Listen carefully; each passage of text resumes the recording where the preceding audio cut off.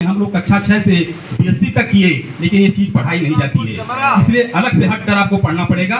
और छोटी छोटी किताबें और फोटो वगैरह ये माननीय हेल्प साहब ये फोरबिसगंज के रहते हैं, सारी किताबें वगैरह जब चाहेंगे इनको मिलेंगे, सारे लोग जानते भी होंगे।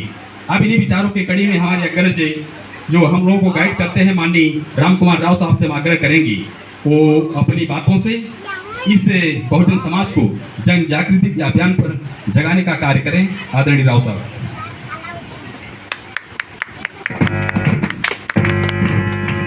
शांति, प्रज्ञा, प्यार का संदेश देने वाले करुणा के सागर तथागत भगवान गौतम बुद्ध को मैं सनम करता हूँ।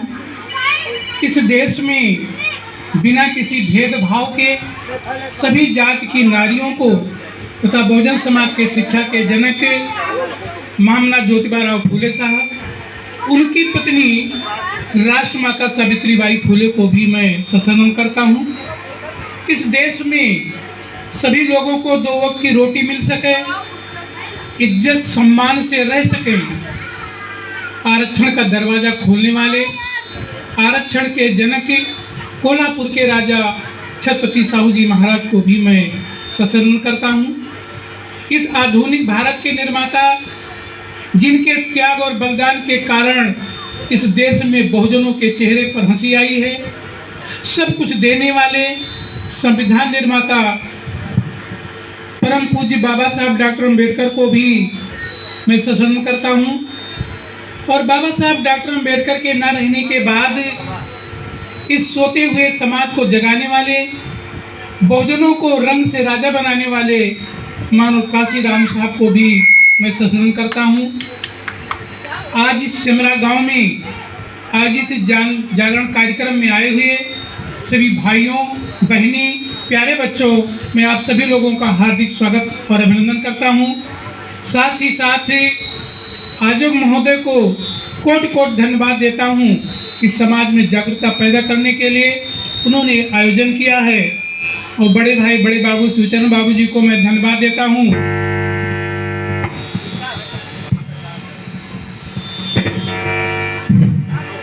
कि वो सदैव ये प्रयास करते हैं कि कार्य और कारवां चलता रहे। साथियों, हमने बहुत देर से सुना है, हम बार बार ये कहते हैं कि जो कुछ हमें मिला है संविधान से मिला, तो छीना किसने हमसे? आखिर किसी ने छीना होगा। अगर भगवान बुद्ध ने कहा कि संसार में दुख है, तो दुख का कारण है, अगर कारण है तो उसका निवारण अवश्य है और निवारण के उपाय हैं। साथियों, अभी हमारे तमाम साथियों ने कहा कि हमारे पूर्वज इस देश के राजा थे। ये बात बाबा साहब डॉक्टर अम्बेडकर भी कहते थे। और मानव काशीराम ने जब कारवां चलाया तो उन्होंने कहा कि बहुजनों अपने दीवालों पर लिख दो कि तुम कभी राजा थे और मैं तुमको राजा बनाना चाहता हूँ। तो काशीराम साहब ने राजा बनाया सबको कि नहीं बनाया? मिनिस्टर बना दिया, बहन जी को चीफ मिनिस्टर बना दिया, विधायक MP बना दिया, तो आप राजा बने। ये बात बाबा साहब भी पहले कहते थे। लेकिन हम दलित कैसे हो गए, नीच कैसे हो गए, कोरी कैसे हो गए, चमार कैसे हो गए, हम राजा से रंग कैसे हो गए? तो साथियों, आपको अपना पिछला इतिहास देखना पड़ेगा। जब सम्राट अशोक के अंतिम वंश बृहत मौर्य, जो दशहरा का दिन होता है, उसी दिन बृहत मौर्य की हत्या उनके सेनापति पुष्यमित्र शुंग ने कर दिया। जब हत्या कर दिया तब वो राजा बन गया 185 ईसा पूर्व में, यानी लगभग आज से 2700 साल पहले की बात है। तो 184 ईसा पूर्व में उसने एक किताब लिखवाया। उस किताब का नाम है मनुविधान, मनुस्मृति। तो मनुस्मृति में व्यवस्था दिया गया, जो ऋग्वेद में वर्णन था, ब्राह्मण, क्षत्रिय, वैश्य और शूद्र 4 वर्ण थे। उस 4 वर्ण की व्यवस्था को उसने लागू किया। तो उस व्यवस्था में क्या था कि ब्राह्मण को पढ़ने पढ़ाने का अधिकार है, क्षत्रिय को राज करने का अधिकार है, और वैश्य व्यापार। और जिस देश के जो मालिक थे, जो आज आप सामने बैठे हो, जिनको शूद्र कहते हैं, इनको कहा, इनको केवल ये काम दिया जाएगा कि ये सेवा करेंगे। सेवा के बदले में ये मजदूरी भी नहीं मांगेंगे। यानी समाज का जितना नीचा काम था वो हमारे समाज को दे दिया गया, पैसे दे दिया गया। बच्चा जिस दिन पैदा हुआ और मरने तक जितना गंदा कपड़ा धुलने का काम किसको मिला? हमारे धोबी भाई को मिला, हमारी धोबन बहन को मिला। और जब बच्चा पैदा हो तो नार काटने किसको मिला? हमारी बहन को मिला। लेकिन जैसे मलकिन रहाय लीन, हमारी बहन घर में नहीं जा सकती थी, पासियों को कहाँ सोर चराने काम करेंगे, बढ़ई लुहार को हर फार बनाने काम करेंगे। और ये भी नहीं कि मजदूरी मांगो, वो खुश होकर के दे दें। और एक सबसे बड़ा जो प्रतिबंध लगाया कि शूद्रों के पास धन नहीं होना चाहिए। अगर उनके पास धन हो जाए तो छतरी छीन करके वो ब्राह्मणों को दान कर दे। तो जो हमारे पूर्वजों के पास धन था वो छीन करके दूसरी जगह चला गया। और आगे प्रतिबंध लगाया कि नारी शूद्रो शिक्षा न देता, औरत और शूद्र को शिक्षा नहीं देना चाहिए। अगर कोई औरत गलती से वेदों के वाक्य को सुन ले तो रांगा गरमा करके कान में छोड़ देना चाहिए। और अगर कोई पढ़ ले तो उसका जबान काट देना चाहिए। देखते देखते इस समाज के लोग जो राजा थे, हमारे समाज की बहन बेटी रानियां थीं, वो क्या हो गई? बद से बदतर हो गई। अभी उर्मिला जी ने क्या गाना गाया था कि कमर में झाड़ू बंध गया और गले में हाड़ी बन गई। ये घटना बहुत लंबे समय की नहीं है, ये घटना 19वीं शताब्दी की। जब पेशवा बाजीराव द्वितीय जब वो पूना का राजा था तो उसने एक आदेश जारी किया था कि दलित समाज के लोग जब सड़क पर चले ना, पहली बात, और राजकीय सड़क पर चले तो अपने गले में हाड़ी बांध लें, क्योंकि अगर वो थूके तो हाड़ी में थूके, अगर उनके थूक पर कहीं ऊपर के लोगों पांव पर जाएगा तो छू जाएंगे। और कमर में झाड़ू बंधवा दिया था कि अगर कमर में जब चलें तो उनके पैर का चिन्ह मिटता रहे, कहीं गलती से लोगों का पैर न पड़ जाए। तो ये गीत जो भी गा रहे, जो कहानी नहीं है। अब जो लोग इतिहास पढ़ते हैं वो इतिहास को पढ़िए। और वही पेशवा बाजीराव का अंत 1 जनवरी 1818 को हुआ था, जब महार सेना थी। उसी महार सेना ने पेशवा बाजीराव को परास्त किया था। जो 500 महार के लड़कों ने 25,000 पेशवा की सेनाओं को गाजर मूली की तरह से काट डाला। उस बहादुर कौम के तुम लोग बैठे हो, वही महार, जैसे हमारे इधर के चमार वैसे उधर के वो महार थे। ये सच्ची कहानी है। साथियों, इसी सब व्यवस्था के कारण आप जानते हैं कि बाबा साहब डॉक्टर अम्बेडकर ने खुद अपने बारे में कहा है। क्या कहा डॉक्टर अम्बेडकर ने? कि जब मैं स्कूल जाता था तो लंगोटी लगा करके जाता था। जब मैं स्कूल जाता था तो लंगोटी लगा करके जाता था, और कई दिन तक मैं स्कूल में पानी पीने को नहीं पाता था। क्यों? क्योंकि चपरासी टोटी खोलता नहीं था और हम टोटी छू नहीं सकते थे, क्योंकि हम अछूत थे। लेकिन भाइयों, आज आपके बच्चे बोतल लेकर जाते हैं पानी पीने। बाबा साहब तो लंगोटी लगा करके जाते थे, लेकिन आज तुम्हारे बच्चे पैंट बुशर्ट और शर्ट पहन करके जाते हैं, कार और मोटरसाइकिल से जाते हैं। तो क्या ऊपर से गिरा है? ऐसा तो नहीं कि ऊपर से गिरा होगा। इसके लिए आप अपने भगवान को देखिए, इन्होंने काम किया। बाबा साहब डॉक्टर अम्बेडकर दुनिया के सबसे बड़े विद्वान हो करके फिर भी उन्होंने नौकरी नहीं किया। और भारत में जब आए तो सयाजी गायकवाड़ महाराज के राज में जब नौकरी किया तो वहां उनको रहने के लिए घर नहीं मिला। इसलिए नहीं मिला कि वो जात से शूद्र थे और महार थे। एक होटल में जब ठहरे तो वहां के लोगों ने कहा कि एक शूद्र, वो भी महार, गाय भैंस चीरने वाले, उठाने वाले, उनके अंडर में हमारे बच्चे नौकरी करेंगे। लाठी डंडा लेकर गरेर लिया। डॉक्टर अम्बेडकर ने 3 दिन का मोहलत मांग के दे दो, हम सामान चले जाएंगे। जबरदस्ती होटल से निकाल करके सामान फेंक दिया गया। तब डॉक्टर अम्बेडकर ने कसम खाया कि या तो हम इस व्यवस्था को खत्म कर देंगे या तो गोली मार करके मर जाएंगे। साथियों, तो डॉक्टर अम्बेडकर को तो गोली नहीं मारना पड़ा, लेकिन उन्होंने व्यवस्था को बदल दिया। जो लोग होटल में ठहर नहीं सकते थे, आज वो होटलों के मालिक हैं। जो लोग स्कूल में पढ़ नहीं सकते थे मनुस्मृति के कारण, आज हमारे बीच में विद्या प्रकाश जी चले गए हैं, वो वाइस प्रिंसिपल। हमारे बीच में इंजीनियर बैठे हैं, बड़े बाबू बैठे हैं जो विकास भवन के बड़े बाबू थे, और इनके भाई विधायक भी रह चुके हैं, सारे लोग आप जानते हैं। तो किसके बदौलत बना? ये बाबा साहब डॉक्टर अंबेडकर के बदौलत बने। तो डॉक्टर अंबेडकर कभी चैन से सोए नहीं। अभी उन्होंने एक बात कही कि 3 गोलमेज कॉन्फ्रेंस हुआ था। जब 3 मेल गोज कॉन्फ्रेंस हुआ तो द्वितीय गोलमेज 7 सितंबर 1931 को होना था। तो डॉक्टर अंबेडकर जब चलने के लिए तैयार हुए तो उनका लाड़का राजरतन बीमार था। तो उनकी पत्नी रमाबाई ने कहा कि डॉक्टर साहब आप विदेश जा रहे हो, घर में एक पैसा नहीं है, लड़का बीमार है, कोई बात हो जाएगी तो औरत जाकर हम क्या कर लेंगे। तो डॉक्टर अंबेडकर ने क्या कहा साथियों कि आप मेरा भी बेटा है, जितना दर्द आपको है उतना दर्द मुझे भी है, लेकिन मैं इंग्लैंड नहीं गया तो गोलमेज कॉन्फ्रेंस में बहुजन समाज की बात रखने वाला कोई नहीं मिलेगा और गांधी और उनकी कंपनी के लोग हमारे हक को छीन लेंगे तो भारत में करोड़ों बच्चे तो जिंदा रहेंगे लेकिन वो कीड़े मकोड़े और नाली के नरता जैसे रहेंगे, इसलिए मेरा जाना जरूरी है। और आंख में आंसू भर के डॉक्टर अंबेडकर चले गए। डॉक्टर अंबेडकर चले गए और लड़का राजरतन यहाँ मर गया दवाई के अभाव में। कफन का पैसा नहीं था।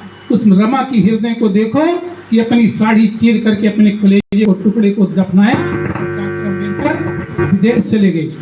वहां से मुकम्मल हासिल करके जब आए तो आप जानते हैं कि 24 सितंबर 1932 को 20 सितंबर 19 अगस्त में ही मिला था कमल अवार्ड, लेकिन गांधी जी के अनशन कर देने के कारण 24 सितंबर 1932 को पूना समझौता हुआ। उस पूना समझौता में हमें आरक्षण मिला। ये किसने दिया था तुमको? ये बाबा साहब डॉक्टर अंबेडकर लेकर आए थे। तो हमारे लोग विधायक बन रहे हैं, एमपी बन रहे हैं और पूजा करने कहाँ जाते हैं? मंदिर में। जब वो बन जाते हैं विधायक, एमपी, एमएलए और मिनिस्टर तो अपने भगवान को भूल करके दूसरे भगवान के यहाँ चले जाते। यही हमारी गलती है।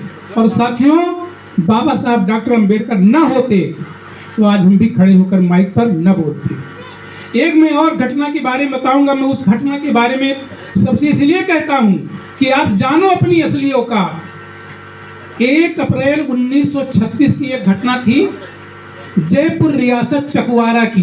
जो लोग बाबा साहब डॉक्टर अंबेडकर के फर्स्ट वॉल्यूम को पढ़े होंगे, इनहिलेशन ऑफ कास्ट में बाबा साहब ने इसका वर्णन किया है। एक दलित समाज के लोग तीर्थ चले गए थे 1936 में। आज तो आप देख रहे हैं कि 2025 में आप चल रहे हैं, तमाम गठरी मुठरी बांध कर हमारे लोग मरने चले जाते, तमाम लोग मर भी गए हैं। तो जब गया तो लौट कर आया तो उसने सोचा कि लाओ अपने गांव, भाई हम लोगों के यहाँ कोई दूसरे जात के तो खाते पीते नहीं थे। चमारे क्या नहीं खाता था, पासी क्या नहीं कहते, पूर्विया चमार, हम पचवान। तो जब नहीं खाते तो उसने कहा नाते बात का खिलाई दी। साथियों, वो आदमी थोड़ा धनवान था। जैसे आज हम लोग आए इस गांव में, पेड़ा भी आ गया, बर्फी भी आ गई, चाय भी आ गया, नमकीन भी आ गया, क्योंकि थोड़ा संपन्न है। कुछ हमारे इस गांव में और भी भाई थे, हम लोग तो काफी दिनों से आते हैं, गुड़ भी नहीं मिलता था तब भी आया जाता था। तो उसने क्या किया कि खाना में घी डाल दिया। जब खाना में घी डाल दिया तो गांव में हल्ला हो गया कि अरे बाप रे बाप, आज ये शुद्ध घी खाएंगे, ये तो बहुत बड़े बेइज्जती की बात है, क्योंकि घी और दूध तो उच्च वर्णों का भोजन है, इनको तो बासी कुसी और जूठा खाने की इनको अधिकार है, आज ये घी खाएंगे।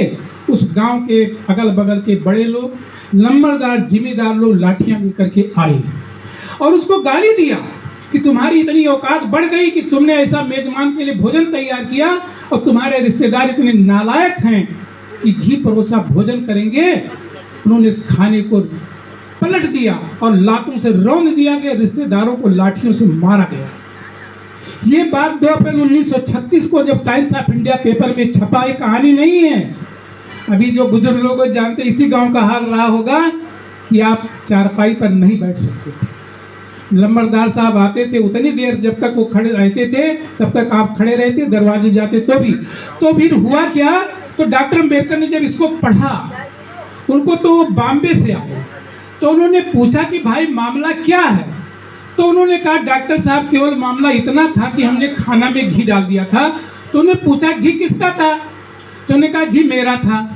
तो फिर इस देश में अंग्रेजों का राज है और घी तुम्हारा, इनकी इतनी औकात बढ़ गई, खिलाएंगे। तो डॉक्टर अम्बेडकर ने कहा भाइयों, अगर घर में घी है तो घी की पूड़ी भी बनाओ, दाल में भी डालो। इस इलाके का जो भी लंबरदार जिम्मेदार होगा अगर रोकेगा तो दुनिया का मैं सबसे बड़ा बैरिस्टर हूँ। अंग्रेजों ने बड़े बड़े जेल बनाओ, उनको जेल में डाल करके तब डॉक्टर अम्बेडकर महाराष्ट्र जाएंगे। तो साथियों, लोगों को घी का खाना बना, खाना परोसा गया और खाना खाया गया।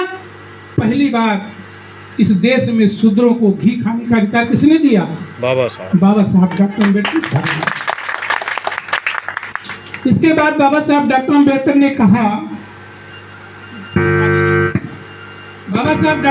ने कहा कि हम अपनी बहन बेटियों से भी मिलेंगे, क्योंकि अगर किसी सभा में पुरुष जानता औरत नहीं आती, हमारी बहन बेटियां नहीं आती हैं, तो उनके अंदर हीन भावना पैदा होती है। सकुआरा गांव की औरतें जब डॉक्टर अम्बेडकर से पहली बात तो मिलने नहीं आ रही थी, बड़े डांटे समझाए, पर जब वो औरतें मिलने आई डॉक्टर अम्बेडकर से, तो डॉक्टर अम्बेडकर ने जब उन औरतों को देखा तो उनकी आंख में आंसू आ गए। क्यों आंसू आ गया? बहनें देख ले, जो औरतें आई थी तो एक मुफलर जैसे हम लोग बांधते हैं, एक पट्टा यहाँ से बंधा था ऐसे और एक पट्टा यहाँ से यहाँ बंधा था, पूरा बदन नंगा था।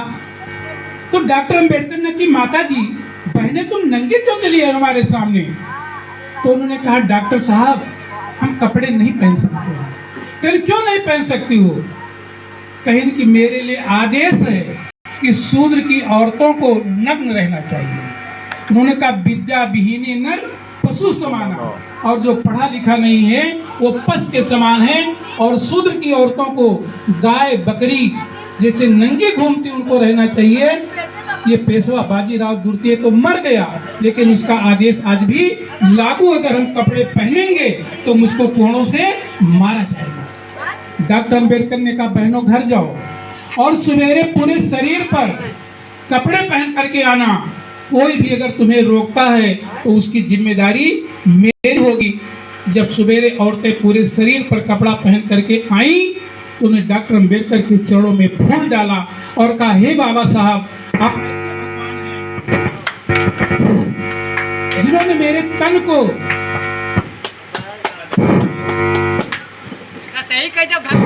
आप ऐसे भगवान हैं जिन्होंने हमारे तन को ढक दिया।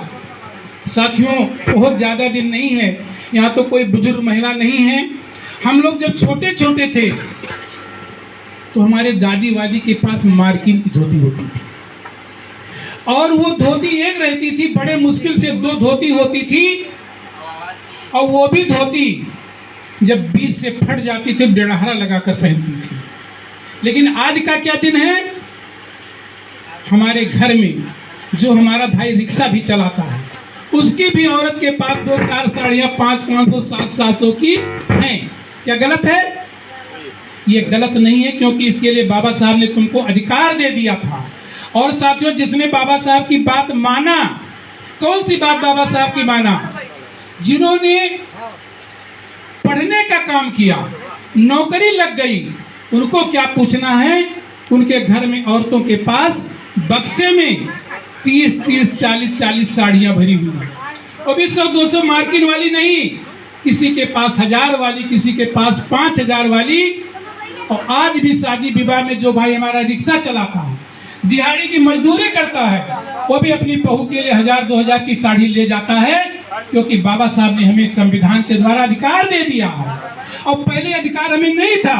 जब हम लंबरदार जिम्मेदार के खेत में काम करते थे, अगर संजक तक पैसा मांग लेते तो तमाचा मिलता था। लेकिन वही गांव है, वही जमींदार हैं, अगर संजक पैसा नहीं तो कहता मालिक ठीक न खाई, चुपचाप पैसा दे दो, काम कराओ चाहे काम न कराओ, तो तुम्हारे हाथ में पैसा आया है। और वो पैसा किसने तुमको दिया है? ये सब पैसा देने वाले भगवान आपके बाबा साहब डॉक्टर अम्बेडकर। तो जब सब कुछ देने वाले तुम्हें बाबा साहब डॉक्टर अम्बेडकर हैं, तो हमें कहाँ जाना चाहिए? डॉक्टर अम्बेडकर के पास जाना चाहिए कि हमें सड़क पर ढूंढना चाहिए? कहाँ जाना चाहिए? यही हमारा समाज निर्णय नहीं ले पाता। और जिस दिन हमारा समाज ये निर्णय ले लेगा, और सबसे ज्यादा ताकतवर चीज जो तुमको डॉक्टर अम्बेडकर ने दिया है, सोना चांदी हीरा से भी कीमती है, उसकी कीमत तो हमारा समाज बिल्कुल नहीं समझता है। और वो क्या है? वो वोटों का अधिकार है। राजनीति की बात नहीं, वोटों का अधिकार है। जब बाबा साहब डॉक्टर अम्बेडकर असेंबली में वोटों का अधिकार पहले कहते थे कि शूद्रों को वोट नहीं मिलेगा, औरतें वोट नहीं डाल सकती हैं, तो बाबा साहब ने कहा इस देश में ज्यादातर शूद्र समाज को, जिसको कहते हो औरतें हैं आधी आबादी, और आप कहते कि उनको वोट नहीं देना चाहिए। तो उन्होंने कहा वोट उनको देना चाहिए जिनके पास धन हो। तो डॉक्टर अम्बेडकर ने कहा कि मनुस्मृति में लिखा है कि धन छीन लिया जाए, तो हमारे समाज के पास तो धन भी नहीं है। तो उन्होंने कहा शिक्षित हो, हाई स्कूल इंटर पास हो। तब बाबा साहब ने काउंटर किया कि मनुस्मृति में लिखा है कि नारी शूद्रो शिक्षा न देताम, न औरत पढ़ी न शूद्र पढ़ा है। तो फिर तब तो बाबा साहब डॉक्टर अम्बेडकर के इस देश में जिस दिन बहुजन समाज का ही नहीं, किसी भी जाति धर्म का व्यक्ति 21 साल का हो जाएगा, बालिग हो जाएगा, उस दिन उसको वोट देने का अधिकार होना चाहिए। तो बाबा साहब ने जब वोटों का अधिकार दे दिया, तो असेंबली से निकले तो जयती बच्चन ने पूछा कि डॉक्टर अम्बेडकर आज बहुत खुश क्यों हैं? तो उन्होंने कहा आज मैं इसलिए ज्यादा खुश हूं कि आज मैंने रानी और मेहतरानी को बराबर कर दिया है। जितने रानी साहब के वोट का कीमत होगा उतने मेहतरानी के भी होगा, नौकरानी का भी होगा। तो उस व्यक्ति नेता ने जानते क्या था कि डॉक्टर अम्बेडकर खुश बहुत ज्यादा मत होइए, आपका समाज गरीब है, लाचार है, दारूबाज है, मूर्ख है, और जब वोटों का दिन आएगा तो उसको हम दारू पिला देंगे, उसको हम साड़ी पेटीकोट बांट देंगे।